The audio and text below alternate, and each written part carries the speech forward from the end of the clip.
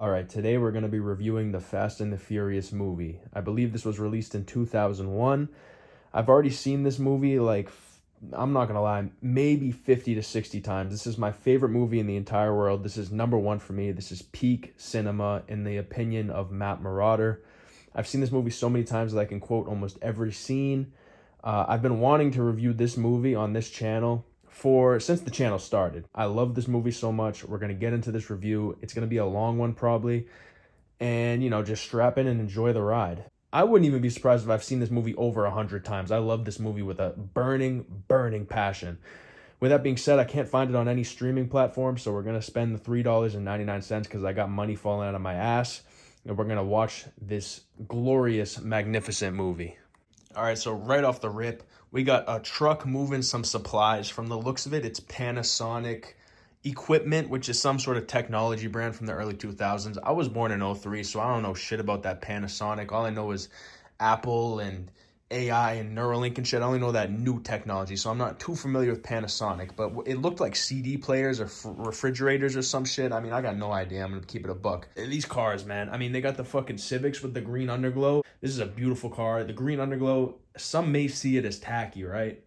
But I just think it's clean, dude. The black car with the green underglow. So basically right now, nothing's really going on. The movie just started. We're like 2 minutes in. It brings me right back to my childhood.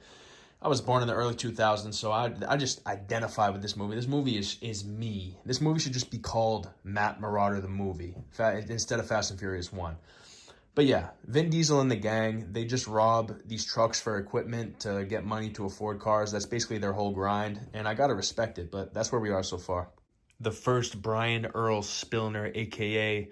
Brian O'Connor, a.k.a. Paul Walker sighting in the Fast and Furious saga. We got him in his green Mitsubishi Eclipse.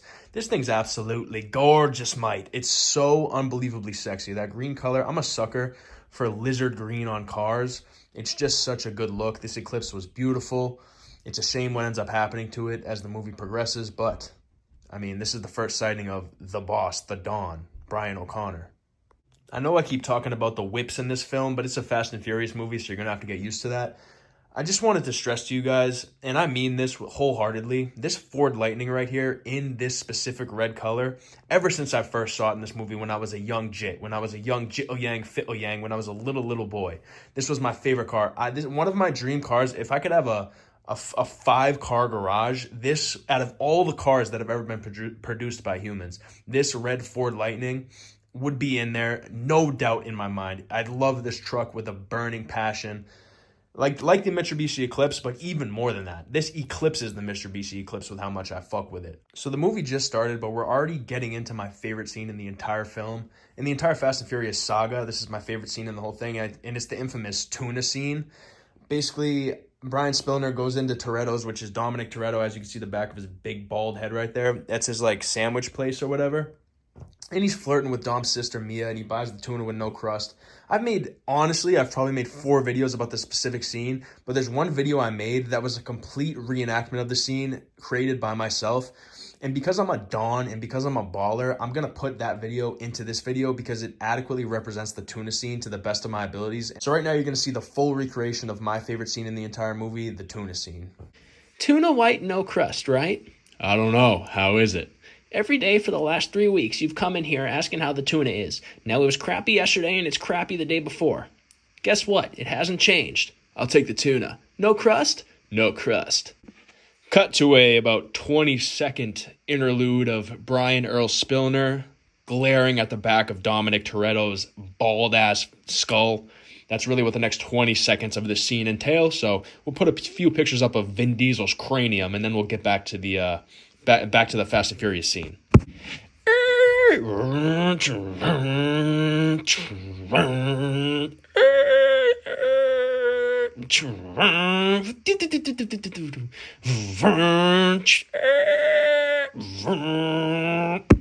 Then, we get a cue of the 4 cars parking.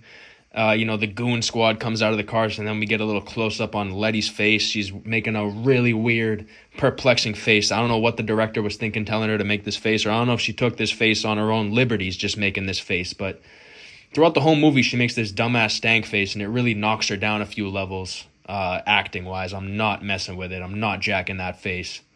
Talk to me, Jesse. This ain't working, brother. It's your fuel map. You got a nasty hole.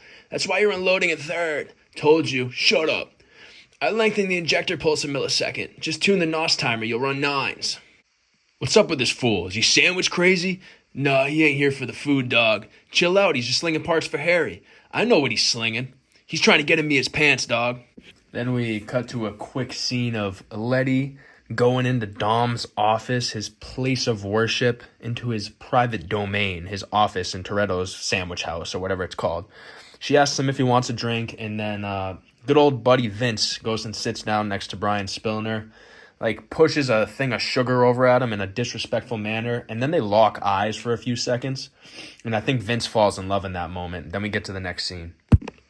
Ah, he's beautiful. I like his haircut. Vince! What? Can I get you anything? You look good. Well, thanks a lot, Mia. I'll see you tomorrow. Sure. Tomorrow? I love this part. Try Fatburger from now on. Get yourself a double cheese with fries for $2.95. Word that I can't say anymore because it involves the letters Faggot. I like the tuna here. Bullshit, asshole. No one likes the tuna here. Yeah, well, I do. So right after that line gets delivered, we get a song that plays. It goes something like, watch your back, watch your back, watch your back. And then that keeps repeating, and basically Vince and Brian are just dogging, scrapping each other, getting some good licks in on each other, little liver shots, kidney shots, shots to the chin and shit like that. Jesus Christ, Dom, would you get out there? I'm sick of this shit. I'm not kidding. Dom, get out there. What'd you put in that sandwich? Not funny. Dom! All right. Then we get blessed with a beautiful frontward shot of Dominic Toretto exiting Toretto's coffee house, and then he just simply breaks up the fight with one swift motion, puts two grown men on their ass, and then he kind of gives the business to Brian, kind of gives him a nice stern talking to, and that's really where we end up in this next scene. Hey man, he was in my face. I'm in your face. Relax, don't push it. You embarrass me. Get over there. Jesse, give me the wallet. Brian Earl Spillner. That sounds like a serial killer name. Is that what you are? No, man. Don't come around here again. Hey, man, this is bullshit. You work for Harry, right? Yeah, I just started. You were just fired. Amateurs don't use nitrous oxide. I've seen how you drive. You got a heavy foot. You'll blow yourself to pieces. All right, so we're at the car meet. Brian Spillner, a.k.a. Brian O'Connor, a.k.a. Paul Walker. I'm just going to refer to him as Brian Spillner now because that's just how I refer to him when I talk to my boys about it. So Brian Spillner pulled up to the car show. This is the first race that we're going to see in the entire Fast and Furious saga. There's a lot of firsts in this movie because it's the first movie. So I don't know why I'm even explaining that. I sound dumb as hell explaining that, but fuck it. And this is the prefrontal Dominic Toretto back in the days where he wasn't just driving muscle cars. This is back when he was pushing the FD, the RX-7. This is a beautiful automobile. I don't like the rims on this car. I think they look pretty shitty. I don't like that rim style on this car specifically. If I was to build this exact car, it would look way better than the one that Dominic Toretto put together. But I would never put underglow on my own personal vehicle. Also, there was some fuckhead in this car meet in this movie that was rocking hydraulics on his car. Dude, hydraulics are the most whack shit you could put on your car. I don't understand that. Maybe if I was Mexican, I would understand hydraulics. Maybe my white mind can't comprehend hydraulics. And maybe that's an L Matt Marauder take. But hydraulics are dumb as hell in my opinion. So I'm saying L underglow on cars and L hydraulics on cars. Those are the two things that I would never do on an automobile. So this is the first race that's about to go down. We're going to see what happens. Don't mind Brian Spillner's face. He just unloaded his first tank of NOS in this race that's going on. And I know that this movie's from 2001, so me calling the CGI dog shit is really just speaking to a wall because of course it is, because 2001 CGI, especially on a movie like this, which was, I'd assume this Fast and Furious movie was probably pretty low budget compared to some of the other shit coming out at that time, like The Matrix, Fight Club, all that the good shit that came out. What else came out? I think The Truman Show came out around then. All really good movies that came out around the break of the 2000s into the 21st century. But this movie does not have good CGI. This first race that they're doing, Dominic Toretto's wiping the floor with these motherfuckers. Right now in this race, we have Brian Earl Spillner, we have Dominic Toretto. We have this Asian guy that before the race started, he was playing like PS2 in his car. And then we have this black guy, which I'm pretty sure he's some sort of rapper or something, some sort of musical artist. I think a few of his songs are in this movie. I just can't place his name. But they're all getting smoked by Dominic Toretto right now. And I just wanted to say the CGI is dog shit in this race. It's really like, comical to watch. Watching it back for the 70th time, it's really funny to watch. But I feel like they could have done a little bit better job. I mean, this was only 24 years ago. CGI was pretty good back then. I mean, didn't the Phantom Menace come out around then? The CGI in that movie was pretty good for the time it was. Who the fuck am I kidding? The CGI in Phantom Menace was dog shit too. But still, like, I feel like they could have done it a little bit better, or at least used like real cars and shot actual racing footage. Because a lot of times in this Fast and Furious 1, in this movie, they'll act like, so right now, if I was to play this movie, I can't play it because copyright, but if I was to press play on this, you would think Brian Earl Spillner right here was going light speed, doing warp drive through space on some Star Trek shit right now. But he's really, if they do a shot where it's outside of the car, and it looks like, no bullshit, it looks like he's going 30 miles an hour. They always do this in Fast and Furious, where when they're inside the car shooting the person driving, it looks like they're going light speed, hyperdrive. But then when they zoom outside of the car, they're going like 20. Like, it doesn't look like they're going that fast. So it's always disappointing in that aspect, but I love this movie so much that I put all that shit aside. So that's what's going on right now. We're concluding the street race. This is another great scene worthy of mention. The race just concluded. Brian Earl Spillner's Mitsubishi Eclipse basically blew up because there was danger to the manifold because he unloaded 25 tanks on NOS just to come close to sniffing Dominic Toretto's ass, because he was behind Dominic Toretto the entire time, regardless of how much NOS he was pushing in that Eclipse.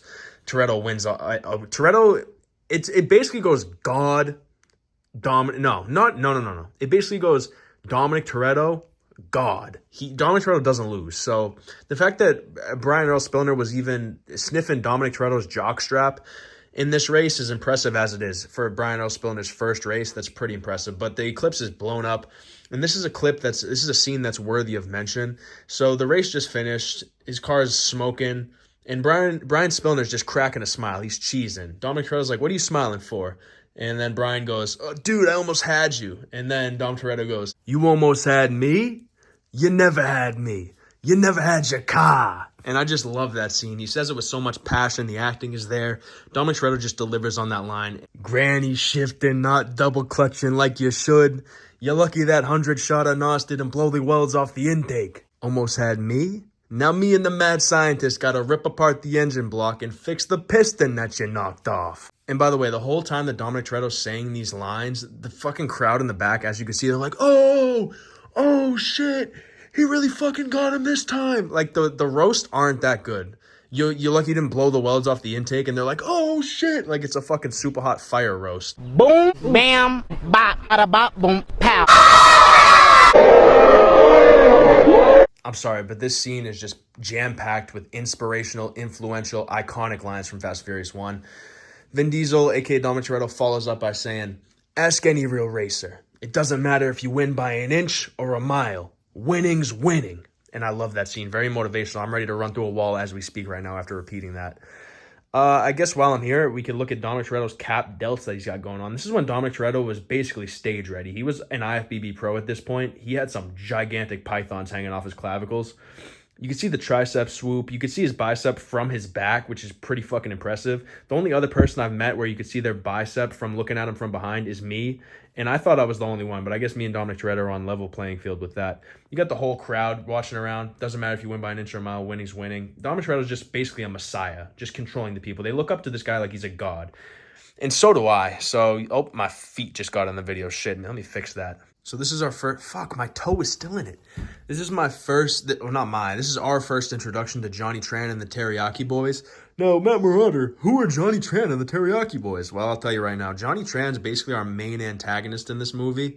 He's just this Asian guy, he's pretty swole, pretty handsome, and he owns this, like, biker gang. I think his dad's rich or some shit, and he just races and takes people's cars and pink slips and shit like that. And they ride around on motorcycles, but they have cars too. And then this scene, this is really where the relationship between Brian Earl Spillner and Dominic Toretto really blossoms. So they were just running from the police, and Dom Toretto was about to get caught up and arrested by the police, but Brian came by, picked him up in the Eclipse, and they sped off, escaped the police in a very intriguing police chase, a very attention-grabbing, nail-biting police chase. And now Johnny Tran and the Teriyaki Boys pulled up. This Eclipse, you got to say bye-bye to it because it's about to get exploded by Johnny Tran and the Teriyaki Boys. So moment of silence for the Mitsubishi Eclipse. As you can see, there's bullet holes in the side of it. It's on fire. It's about to explode. just because, Johnny Tran and the Teriyaki Boys, they shot it up, and for no good reason. It was over a turf war, just because they found Dom Toretto on their turf. Now they got to blow up the Eclipse. It doesn't make much sense, but we do have some story building that's happening. We found out that there's a race going on in the desert, and Johnny Tran's going to be there, and Dominic Toretto called him out. He said, so when am I going to get to race that S2000 of yours at the strip? So we do know that in a month from now, there is a drag race going on, and that's what this story is leading to. So it should get spicy from here. I surely don't know what's going to happen. I've only seen this movie 75 times. So Brian Spillner just asked Dom, he said, what the hell was that all about? And Dom basically just laid down the law. He said it was a business deal that went sour, and I slept with Johnny Tran's girlfriend. So that's why he blew up your Eclipse. Sorry about it. So that's why the Eclipse got blown up, basically. It wasn't really a turf war, as we previously thought, but it's because Dom Toretto absolutely slammed Johnny Tran's sister into oblivion. So, valid reason for Johnny Tran to shoot the car up, I would say. This movie's just jam-packed with great cinematic content. So they escape from the police, they walk back to Dominic Toretto's house, and Dom invites Brian in to have a beer. This is where the connection and the friendship really blossoms. But Vin Diesel, a.k.a. Dominic Toretto, he's pretty pissed at his boys because Dom was about to get caught up by the police, and the only person that saved him was Paul Walker, a.k.a. Brian Earl Spillner, a.k.a. Brian O'Connor. And he's mad at his people because they just came back to the house and started partying, drinking beer, playing video games, playing guitar, fucking mad bitches. You know how it goes. Instead, they should have been out looking for him because he's their boss. They got to be going out looking for him and not just running back to the fort, in Dominic Toretto's words. So this scene, basically what happens is Vince, who hates Brian because they're trying to fuck the same bitch, basically. Vince doesn't like Brian, so when Vince sees Brian walk in, he goes, yo, Dom, why'd you bring the Buster here? And then Dom goes, because the Buster kept me out of handcuffs. He didn't just come running back to the fort. And then Dom says, this is an iconic line. I'm pretty sure there's 8 billion people, something around that in the world. I'm pretty sure all of them know this line. Dom goes to Brian. He goes, you could have any beer you want as long as it's a Corona. And then he hands him Vince's beer. He stole Vince's beer, gives it to Brian. Brian takes his shirt and wipes off the mouth of the beer and then sips it. And you just see the look of despair in Vince's face when they show it. It's embarrassing. They're beefing. It's not going to end well because they hate each other. But basically, Brian big-dicked Vince here because he took Vince's beer, wiped the dirty, disgusting Vince saliva off the top of the beer bottle, and then drank it. Just ultimate disrespect. Aura depletion for Vince. Utter aura depletion for Vince. So it's the next day after the Toretto household Corona incident. And just to, simulate some realism, make people think that Brian isn't undercover, they faked the arrest. They pulled him over while Brian was driving his Ford Lightning, and they took him back to this FBI headquarters. And what we've now found out is that the Toretto gang, with their souped-up Honda Civics with the green underglow, they stole $2 to $6 million worth of Panasonic equipment. So they're in some hot water right now. They got the FBI on their tails. They got the cops on them. Toretto's in some deep, hot shit right now. And we're just getting basically the debrief of what's happening, what Brian needs to do, and the things that the Toretto gang have pulled off. Toretto did a hard time for nearly beating a guy to death. You got to be careful. He's got nitrous oxide in his blood and a gas tank for his brain. Don't turn your back on him. This guy's a square. He doesn't know shit about Dominic Toretto. He doesn't know where he comes from. He doesn't know about Dominic Toretto's origin story and the reasons that he beat that guy with the wrench almost to death. He doesn't know. I don't know why he's making shit up, assuming that Toretto's this bad guy, this cop right here. Dominic Toretto's a great guy. He's basically God to me. Basically. Not quite, but basically. So I don't like the harsh remarks that this guy's saying about old Dominic Toretto. History is being made. We're witnessing our first Toretto barbecue. But Vince isn't happy. Vince is never happy throughout this movie because he hates Brian so much. He spots Brian Spillner's at the cookout, and he peels off right away. Vin Diesel says, Vince, come back. You got to help us out. And then Vince says, looks like you got all the help you need, brother, talking about how Brian's there. And then he peels off in his Maxima. And there was one thing. This whole movie, basically, it should just be called, instead of Fast and Furious, it should be called Vince's Aura Depletion, because everything about Vince is just completely fucked. He's driving a Maxima and it's front wheel drive, and he peels off, trying to do an angry drive off, and it shows his front wheel spin. He's got a front wheel drive fucking Maxima, and it's just not hard. I don't know why they couldn't have given him just some sort of badass whip. It ruins all of his authority that he drives this front wheel drive Maxima. It really Like, it makes you don't fear him anymore. I feel like if I met Vince in this movie, I could kick the shit out of him and then fucking plant his face into the hood of the Maxima. I don't know, maybe it's just me. Just loss after loss for our boy Vince right here. I'm starting to feel bad for the guy. I mean, the way his character is set up and everything, the movie sets it up for you to not like Vince. But after watching this shit for the 98th time, I feel bad for Vince, man. So basically, there's 3 people in the room right now. Brian Spillner, Vince, whatever the fuck his last name is, and Mia Diesel, or Mia Toretto. And there's the 3 of them in the room. Vince and Brian hate each other, we know this. But they're both trying to get at Mia. Vince is trying to get at Mia, and Spillner's trying to get at Mia. Now, Mia's only feeling Spillner. She's not feeling Vince. So right in front of Vince's face, she asked Brian to go to dinner with her to a place that Vince wanted to take her to. I don't know if that makes sense, but basically Vince wanted to take Mia to a place. She said no. And then Mia invited Brian to the place that Vince wanted to take Mia to. Just absolutely insane, greasy work by Mia. Downright disrespectful. I'm starting to feel bad for Vince. So another iconic car has just entered the movie. Dominic Toretto's Dodge Charger. This thing's badass. It's got the engine poking out the hood. Absolutely gorgeous. And we also found out the reason that Dominic Toretto, I mentioned it before, he beat the fuck out of some guy with a wrench. And we found out the reason why. Basically, his dad was a stock car racer, and this guy put him out on one of the last turns. They were going 120 miles an hour, and this guy dinged his dad's bumper, sent his dad into the wall. The stock car caught on fire. It exploded. His dad died. And then a week later, Dominic Toretto saw the guy with the wrench, and he was like, "You're going to fucking kill my dad? Well, how about I smash your face in with this wrench?" And he said that he beat the shit out of the guy so bad that by the time he was done hitting him with the wrench, he couldn't even lift his arm up anymore. That's how tired he was. So he must have hit that guy 100 times. And Dominic Toretto's a strong motherfucker, so I don't know how that guy survived. But yeah, we just got a little bit of Dominic Toretto lore there, and we see the beautiful Dodge Charger. This is an iconic Fast and Furious car. All right, so the police found ample evidence to arrest Johnny Tran, and man, they really made a move on him. His buddy got choke slammed when the police came in. They choke slammed his buddy into the ground. It was borderline embarrassing.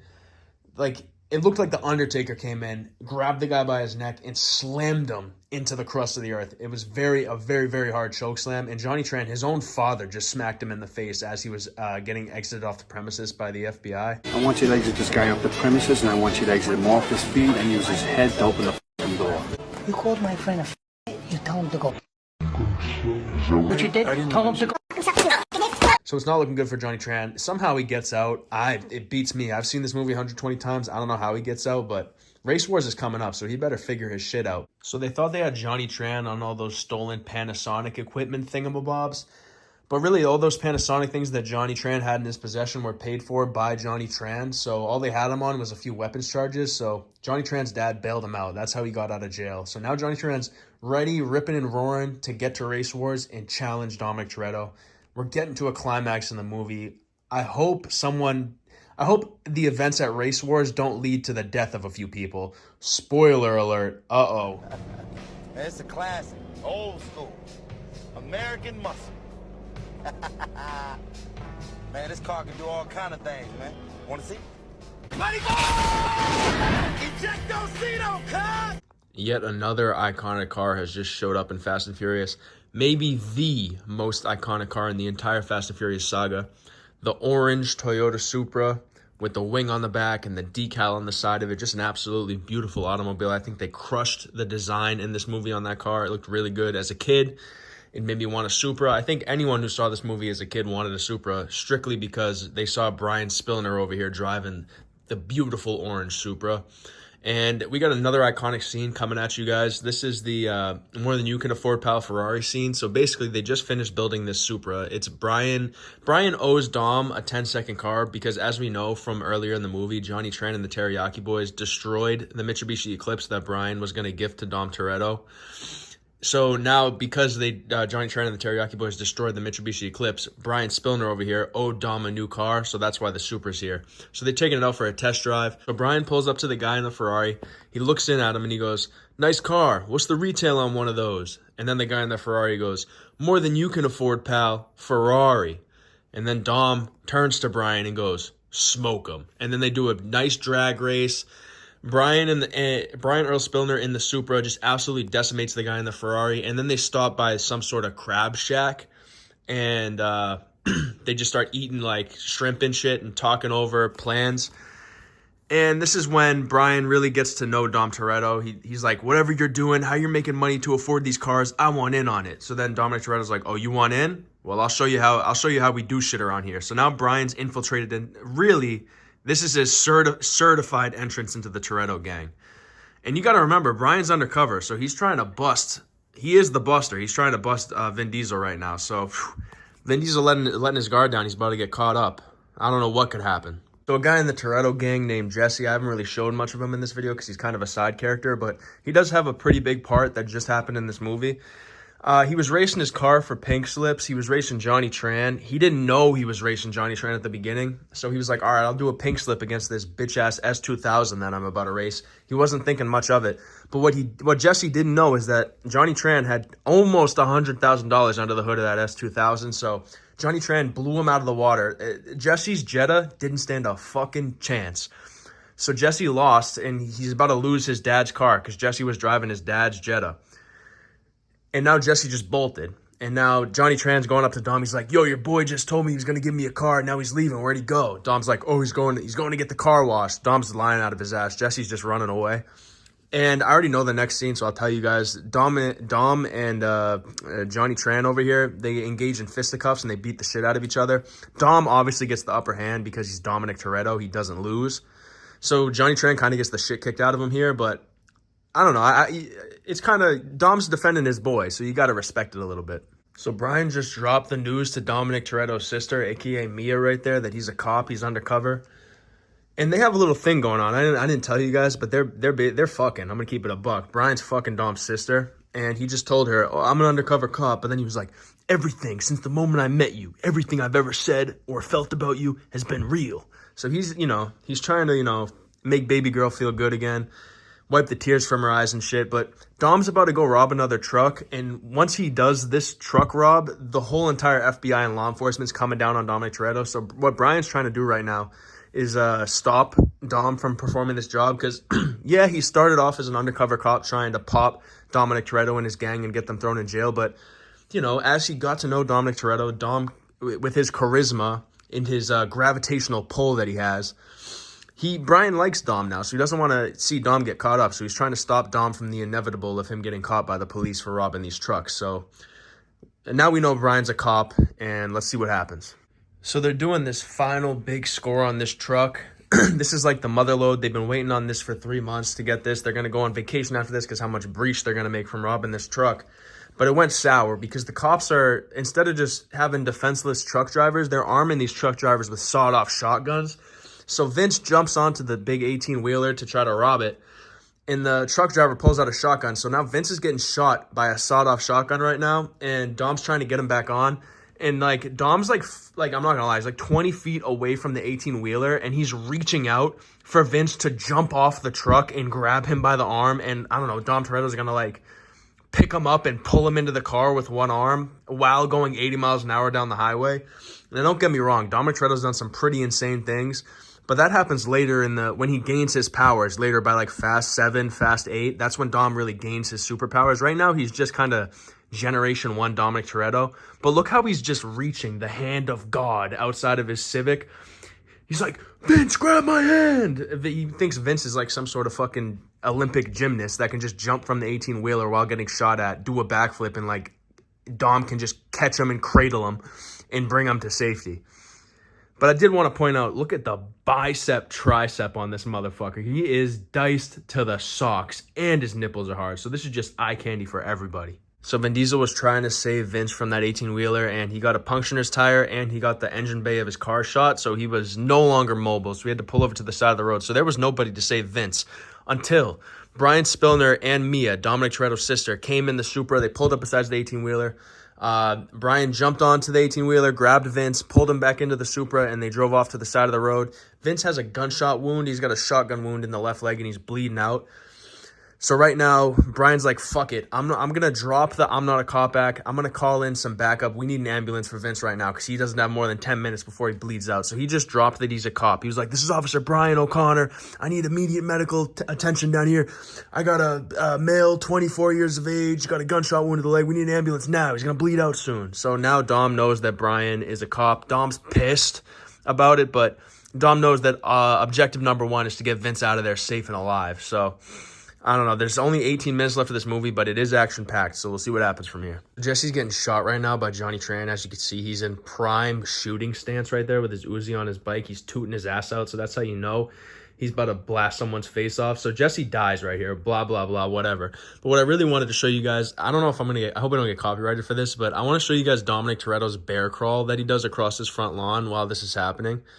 Oh, please, I hope I don't get copyrighted for this shit. There it is. Look at the bear crawl. Look at him go, dude. Did you see that? Look at the bear crawl. Look at him go, dude. He's a fucking animal. But yeah, Jesse died, and Johnny Tran's about to get his comeuppance, I bet. So Brian just spun back for Jesse and shot Johnny Tran directly in the jugular and directly in the lower back. Johnny Tran is out of commission. He's dead. Dunzo. Hepatitis. See you later. He's gone. He's dead. And, you know, good on him, bro. Johnny Tran was a menace throughout this whole fucking thing. He was always just a scumbag. So it's good that he's dead. Rest in piss, Johnny Tran.